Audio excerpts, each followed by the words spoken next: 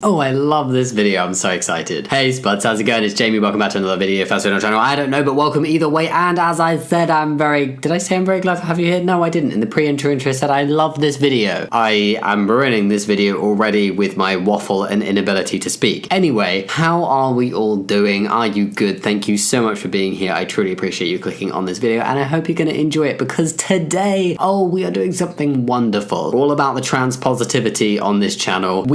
Sometimes we look at transphobia and we break it down, but we're all about the trans positivity in general. I am trans. Lots of you are trans. If you're not trans, you're still very welcome to watch this video as long as you're not transphobic. Grr. But yeah, this video is all about reading out funny, awkward, relatable, heartwarming, trans-related stories and experiences that you have sent in. I asked for some submissions on Instagram. I had to delete the post after an hour because so many came in. I truly appreciate you all sending them in. I couldn't include them all in this video, but I will try and circle back to the others in another video and do something else on this topic. But yeah, these are all your funny little cute trans-related stories, so let's just read them. Yes, let's go. I was in Dublin feeling super dysphoric. I'm sorry, that sucks. My family and I went to the Bogman exhibit. I've heard of this. I'm not diminishing the historical importance, but could you imagine that being floated as an idea? Lovely family, what shall we do on this wonderful day out? Let's go to the Bogman exhibit. It's just, couldn't they have given him a cooler name? The Bogman. The Bogman exhibit. Preserved corpses from Europe. That does not make it sound any more enticing. And I was fully jealous of their flat chests. We hit a new low. Just look at the smiley face. A new low. Ding. Do you know what? I get it. Jealousy can come in all sorts and shapes and sizes, bogs and no bogs. The jealousy can occur. Those preserved corpses had flat chests, and that's what you wanted. Do not diminish your feelings of dysphoria. You did not hit a new low. It makes sense. It sounds a bit odd, but just because the whole Bogman preserved bodies thing, but it does make sense. I ordered myself a packer online. I was already freaking out, not wanting my parents to find it. Oh, the biggest stress. You don't want your parents to see your penis. Then, from the same company, a sparkly pink thong arrives. That is very different to a packer. It was meant for someone else, but I had no idea what to do with it. So with the packer boxes and the packaging, I threw it in the bathroom trash, then put it in the garbage bin outside. I love that. You could have worn it. I mean, you maybe didn't want to wear it, maybe not your thing. Send it back. I don't know, they don't normally take returns of underwear, even if it was an accidental delivery, knowing that you probably hadn't worn them. Underwear's a difficult thing, isn't it? You can't really give it away. So you put it in the packaging that the packer boxes arrived in, and then you put it in the bathroom trash. And then did you leave it there for a bit? Because if I left it there, I'd be constantly panicking that it was going to be found, and I'd be like, oh my god. And then from the bathroom trash, you put it in the outside bin. Was it a decision of I can't leave it there, it needs to go out? Or was it just, for now, I'm going to put it in the bathroom rubbish, and then when the bathroom rubbish is full and I empty it, I will put it outside. I don't know why I'm getting hung up on the trash journey of a pink thong. A sparkly pink thong. But yeah,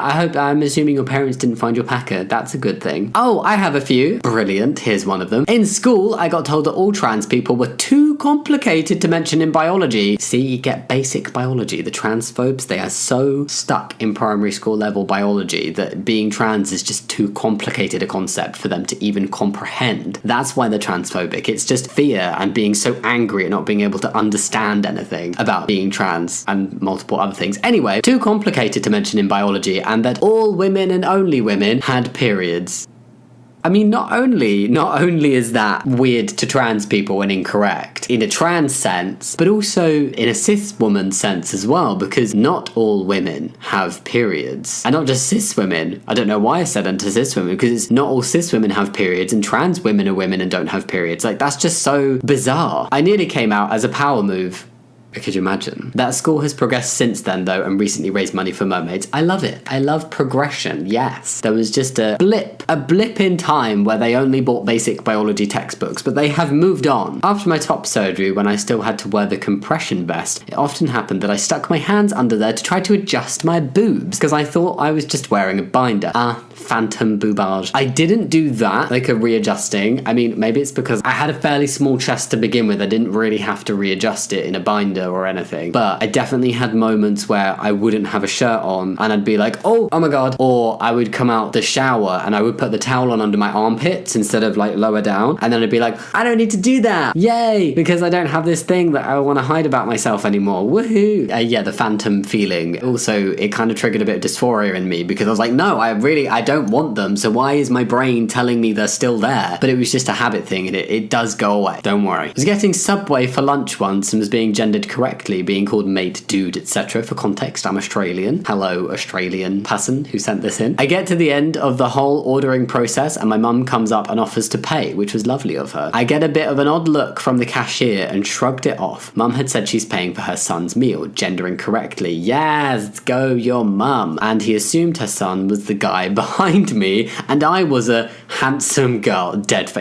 face, skull, dead, dying, embarrassment. Why would that occur in a line? Like that must have taken effort to not assume you were the son, and it was a person behind you, one step removed from your mother in the queue, probably more than one step removed in terms of, I don't know what I'm getting at, I'm sorry. Yeah, I'm sorry. Clearly that person just wasn't seeing what everybody else was seeing. It happens sometimes. That's not very fun. Hi Jamie, hello. I wouldn't really call this a fail. It does not have to be a fail. I'm looking for all kinds of trans related experiences that are just like the funny, heartwarming, relatable things. Can be anything. But my mom helped me come out to my grandfather a few months ago. I've been out as trans masked for almost 2 years now, and my grandfather is one of the last people I had come out to. I was super nervous about how he'd react. Would he still call me the wrong name, use the wrong pronouns? Since we're really close and he's almost like a father figure to me, but he actually took it really well. I took it really well. He's getting used to calling me his grandson, but it's been taking him a long time to get used to calling me by my chosen name. Yeah, it's like a habit, isn't it? And it takes some people longer than others. So we both compromised and he's now calling me M. My mum still gets confused when he texts me and his messages just start off with, hi M. Isn't M the one from James Bond? You're like the head honcho from James Bond, right? This is like a perfect moment for me to segue, right? Because I have a little story of my own to share with you today, and it is to do with not a grandfather, but a grandmother. It's a positive experience around being trans for me. It's one I look back on very fondly, and very fittingly, it is to do with YouTube. And it's a super meaningful story and moment for me in multiple ways. Honestly, this moment that I'm about to talk to you about right now, this moment was the moment that made me feel like I had made it. I'd like given back to a platform and on a platform and through a platform and to a community that had helped me so much in the early days of my own transition, and just really got me in the feels, okay? And talking of YouTube, thank you to YouTube for sponsoring today's video. So I don't know if you know, but when I first realized I was trans and I was in those early days of figuring myself out and then the early stages of coming out, I turned to YouTube a lot. Watching videos from other people helped me feel less alone, helped me accept myself as being trans, and it also helped my loved ones, in particular my mum, to understand more about what I was going through and to know better how to support me. We watched videos together, including like Q&As of other trans people with their mums or parents, and just like generally like transition things. It really helped both of us understand what I was going through, like from different perspectives, obviously. Like mine was this is overwhelming, like for me, and then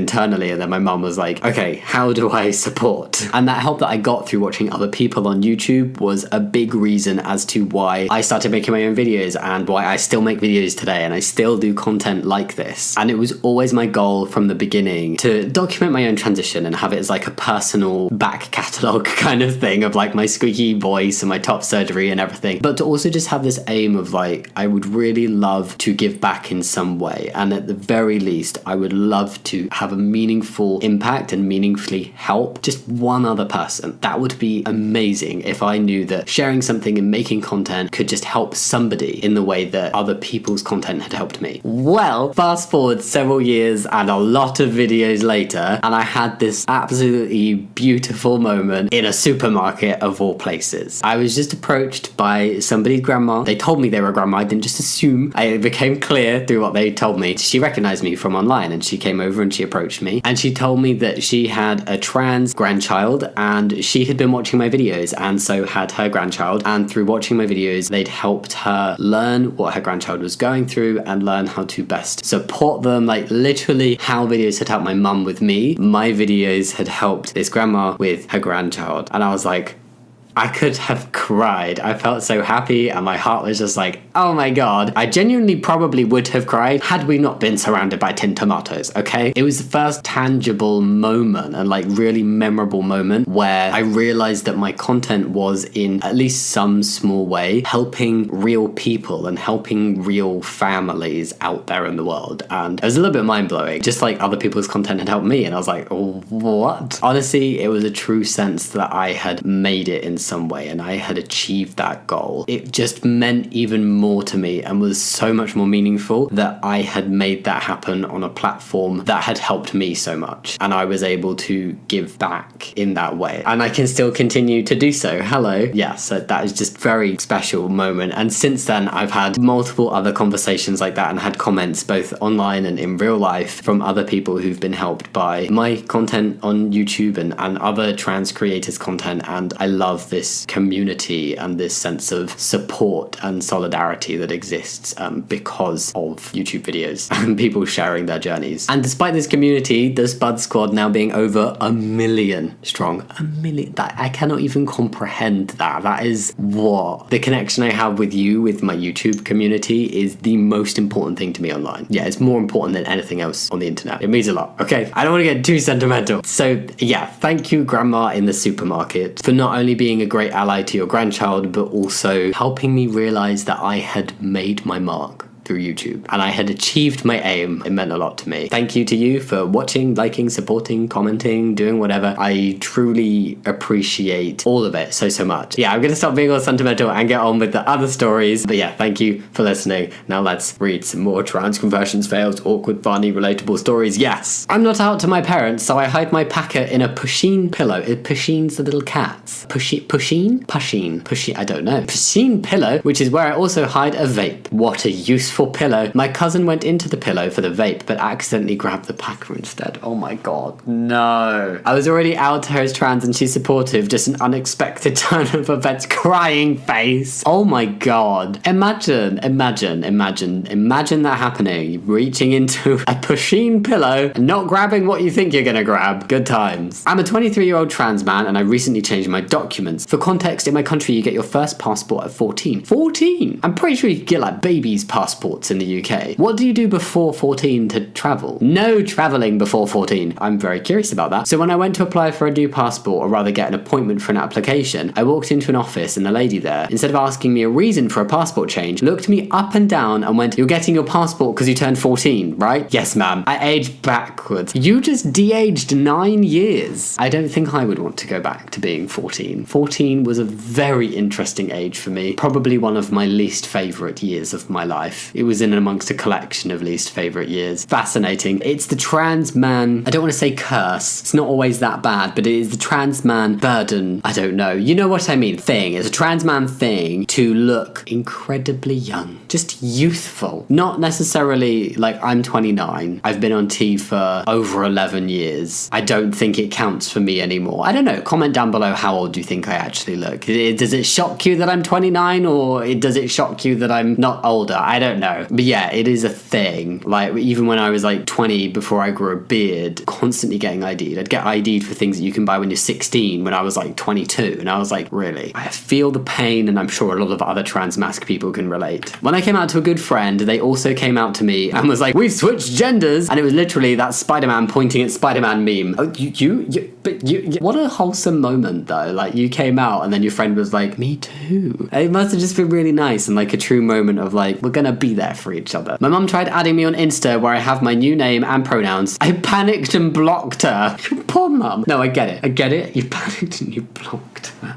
The only mention was her telling me she has Insta now and would like to follow me, and me telling her I don't really use it, so don't see a point in us following each other. She never asked about the name or mentioned that she tried to follow me. Interesting. How many times have I said interesting in this video? I feel like it's not the first time. Oh no, it was imagine. Interesting. Sorry. You panicked, blocked her, and then it's never spoken about again. Maybe your mum was really trying. I feel like because she didn't mention it, maybe she's trying to give you space to tell her yourself. But if you're not ready, you're not ready, and that's that's okay. I was walking home from school one day with my headphones in and music rather loud music. I walked past a person known for being a bully, and they said hello to me as I walked by. Confused, I just said hello back in response. They give me the most confused face possible. What's confusing about hello, bully? 5 minutes later, I realized they had actually said homo. They said homo. What is that called when somebody says something to you and you're like, I think you said this thing, or you're like, what did you say? I don't know what you said. And then you don't need them to repeat it. You just your brain has to repeat it in your head, and then you get it. And then you look weird because it's like, oh, you did him. And it's like, no, I did. It's like my brain was lagging in the processing. So your brain had a 5-minute lag on detecting the word homo. They actually said homo. And I replied with hello in a very chirpy tone. Not the response they were expecting. Still makes me laugh to this day. I kind of love the story. I hate that there's a bully, but I kind of love that this bully was stood there trying to be bullying and hateful by saying homo to you. Really? Is that the most creative they could be? And you just went, hello. I think that's brilliant. They're probably like, right, well, that really didn't cause the offense I thought it would. My 97-year-old grandmother got dementia. Oh, that's really sad. My grandma had dementia and it was sad. And gradually forgot who we all were over time. One afternoon we were out for lunch and she was having a lucid day, remembering things. And when we took her home, she said, what's your name? So I told her my name. She looked really happy and said, that's a lovely name. So I replied with, thanks. I chose it myself. And my family were in hysterics. And my grandmother replied with, everyone is coming out nowadays. She never could stay lucid enough to understand my transition, but it felt like she understood it then without us even noticing.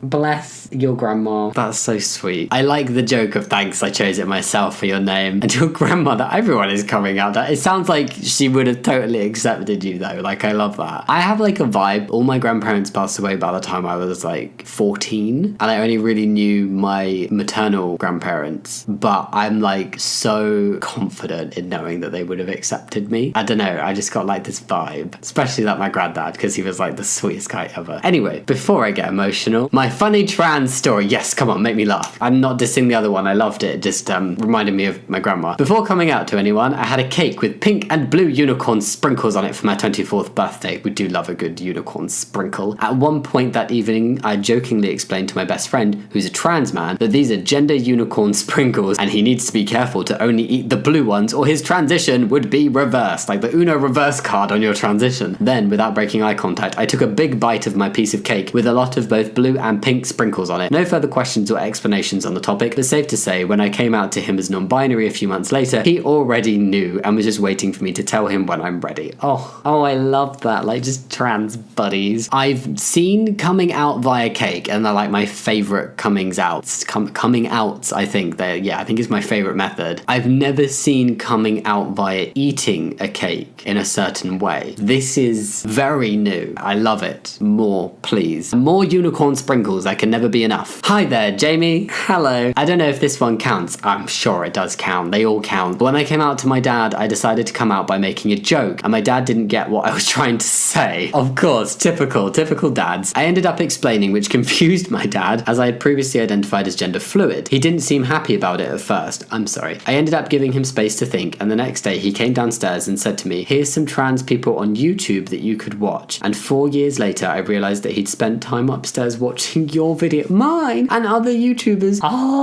to try and understand better. He's since become one of my biggest offenders, as is my mum, who helped me explain. Oh my god. No, don't do it. It's the combination. I was thinking about my grandparents, and now this, and this is so cute. My mum and I also once had a miscommunication over binders, as she thought I was talking about the medicine, fat binders, and I was referring to chest binders. I've never heard of those. It went on for a surprisingly long time until we had that, wait, do you mean something different moment? And then we ended up agreeing on getting one. Slight miscommunication. I love it. I need to move on though, because I will get emotional. I have a funny one. I feel like the order of these is just built to play with my emotions on a roller coaster. Just as I'm about to crack, they make me laugh. That doesn't mean I don't like the not funny ones. I love and appreciate all of these stories. I'm just very bad at being emotional in front of people. It makes me uncomfortable. I know it shouldn't, because there is nothing wrong with being emotional and there is nothing wrong with crying, but no. Both my parents and my sister sister know I'm trans and they've been super accepting, but my dad is a little awkward about it because he doesn't know much about it. I recently told them I would be starting T soon in a few months' time. Woo. That was the weirdest woo. Woo. This is why I don't woo at concerts. Woo. And the other day, all three of them were on a car ride together without me, and they saw a man driving the same car as me, and he had a full beard, so apparently my dad said, "Damn, hormones work fast." Such a dad joke. Not only did I find it super funny when my mum told me, it also made me so happy because it shows my dad is getting more and more comfortable with the idea of me being trans. Yes. There's a certain type of like older generation guy, right? And typically guys who just don't know.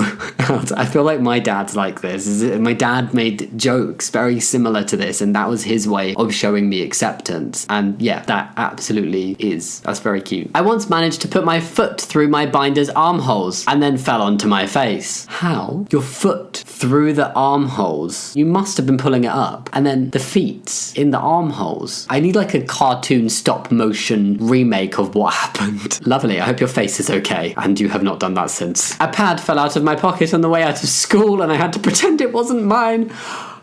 It didn't actually happen to me where it fell out, but I know the fear. If I was at college or something back before testosterone stopped things for me, I would have one in like my back pocket so I didn't have to awkwardly take a backpack to the bathroom if I had to like pop out during a class or something. And I was in constant fear that like the corner of the purple wrapping or whatever colour it was would just poke out my back pocket or the whole thing would just fall out. Just constant nerves. I wouldn't put them in my front pockets because I use my front pockets, and like when I pull my phone out, the amount of money when I used to carry cash and stuff that I would just drop. I nearly always found it again, but I just £5 notes everywhere. So I was like, no way is a period pad going in my front pocket, but the back pocket, still scary. So yes, this is like one of my fears realised. I'm gender fluid and recently downloaded Tinder. I wanted to meet some new people in a city where I knew no one. It was quite obvious in my profile that I was AFAB and I'm a bit queer. I arrived for my first date and the first thing they say, "Well, aren't you just Schrodinger's gender?" What a bizarre thing to say.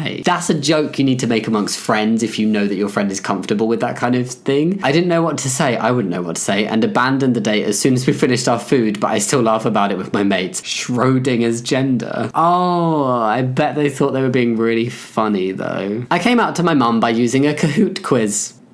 Novel. Love it. Yes. I came out to my mum as trans through watching Louis Theroux. Love Louis Theroux.